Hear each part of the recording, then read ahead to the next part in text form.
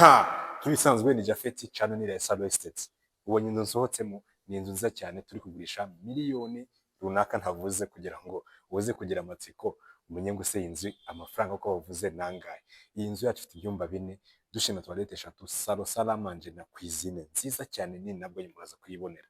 Ibaze ko ikibanza gifite metero kare 500. Urumva ko ni inzu iri mu buso bwiza cyane babandi mujye mutubaza ngo shaka inzu nziza nini iri mu kibanza kinini ifite parking nini iyi nteze gucika.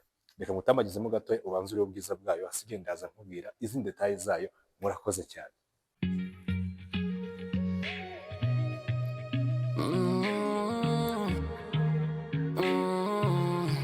Gana Raissa, Rio Easted.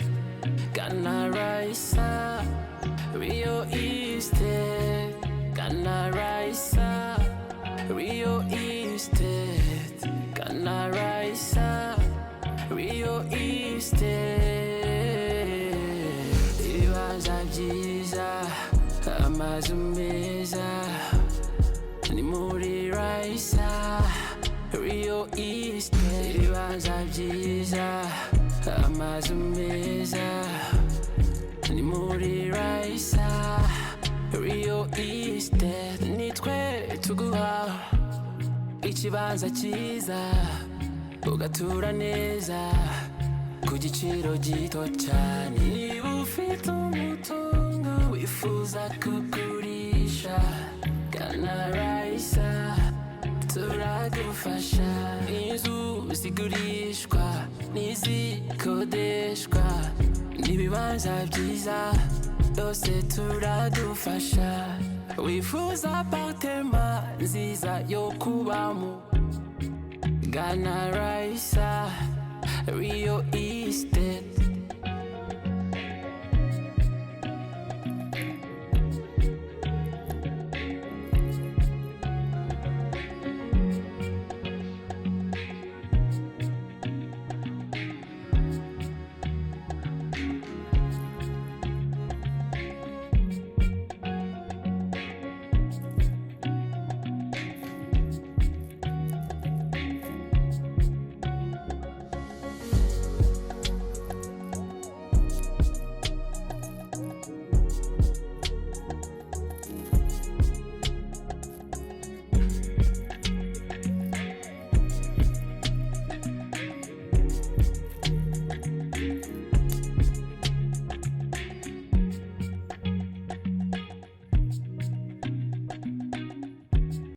Ndakeka inzu noneho umaze kuyibona nawe utayibonye icyo usabwa cyonyine no kugumana natwe.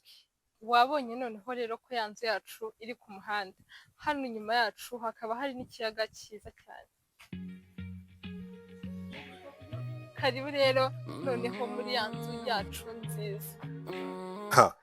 Ngira ngo inzu noneho mwamaze kuyibona, twaberetse umuhanda, twaberetse parking, ariko noneho hano hantu iri guturuka ngira ngo mwahabonye ni escalier zijya he kuri rooftop nziza cyane imeze neza. Mu gihe wagize abashyitsi si ngombwa ko bajyanamo imbere mu nzu kuko hariya hejuru hari balcon nziza cyangwa se rooftop ibirahure byiza aho ureba view ureba n'ikiyaga. Ngira ngo naho amatsiko ataza kubica ndaza kubajyanayo, ariko sinshaka kubatindira. Hano hanze ni parking nini cyane, ko parking yacu hajyamo imodoka 7 cyangwa se 8 ziparitse neza. Akarusho kayo hano ku ruhande turasanga jardin nubwo itaramera, ariko ni jardin imeze neza cyane. Wava aho ngaho ahangaha hari amazi abazamuka amanuka, ni ibintu nabyo bituma yanzu yacu iguma kuba nziza cyane.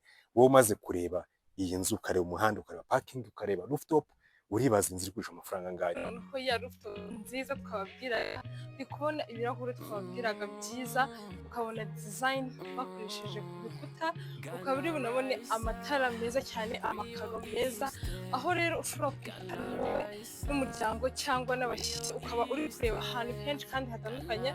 Tukaba tutibagiwe no kubereka cya kiyaga twababwiraga cyiza cyane. Iyi rooftop uyicayeho uba witegeye.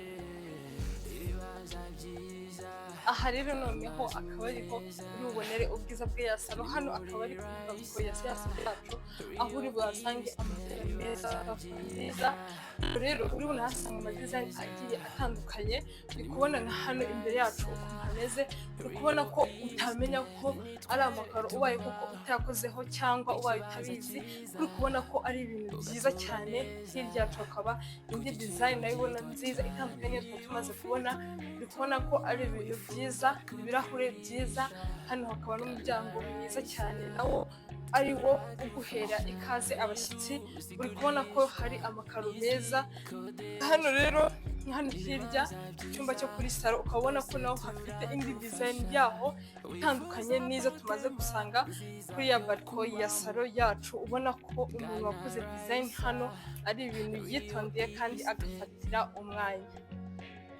Karibu rero muri ya salo yacu nziza cyane.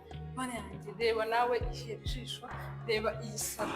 Urabura iki kugira ngo ntube wicaye cyangwa wagura iyi salo nawe ngo ujye uyicaramo uri kuganira n'umuryango n'inshuti n'abavandimwe muri ahantu heza hasa kure. Uri kubona hano imbere ukuntu hasa, niba itegereje kuba amakaro yarari hanze. Uri kubona ko harimo amabara bijya kujyana kandi ukabona ko bijya no kujyana na hano inyuma. Iyi dizayini bakoresheje ukabona ko ari ibintu byiza, haba hacanye amatara yaba atanahacanye. Iyi sitande yo kubona ko ari nziza ikomeza no hasi, ku buryo mu gihe waba ufite n'ibindi bintu ushaka kubikamo ushobora kuhakoresha. Aha rero hakaba hari n'amatara meza, hakaba hari parafo nziza nziza y'igikuramota nk'uko abantu bajya babivuga. Uri kubona ko ari ibintu byiza, hakaba rwose hasa neza, amakaro meza, ibintu byose mbega nta kintu wahanenga. Karibu rero dukomezanye muri salamanje yacu. Uri kubona noneho dizayini itaragera muri salamanje uri buhasange. Abantu bakunda ahantu hasa neza hakeye haryoheye ijisho, iyi niyo nzu yanyu. Uri kubona rero ko iyi salamanje ni salamanje nziza. Babarira undebere parafo yayo nayo uri kubona ko idasa nk'izo twabonye. Uri kubona ko itara ni ibintu byiza cyane. Uri kubona ko rwose aha hantu barahitondeye. Tukaza hano imbere hakaba hari ubukarabiro bwiza cyane. Ukabona ko hari lavabo nziza cyane, hakaba miruwari. Ukaba rero turi bunahasanga amakaro meza koko ubona ko ajyanye n'ubukarabiro bwacu bwo mu nzu. Rero hano tubikomeze muri cuisine iri open na salamanje yacu. Niba wibuka standard ya televiziyo yacu ubona ko bijya ko bifite irangi. Rero uri kubona ko rwose hano hantu ibintu byose bakoresheje bifitanye isura ku buryo biryoheye amaso kandi binajya no kujyana n'amabara y'inzugi agiye ari muri iyi nzu. Uri kubona rero iyi cuisine yacu ni cuisine nziza cyane.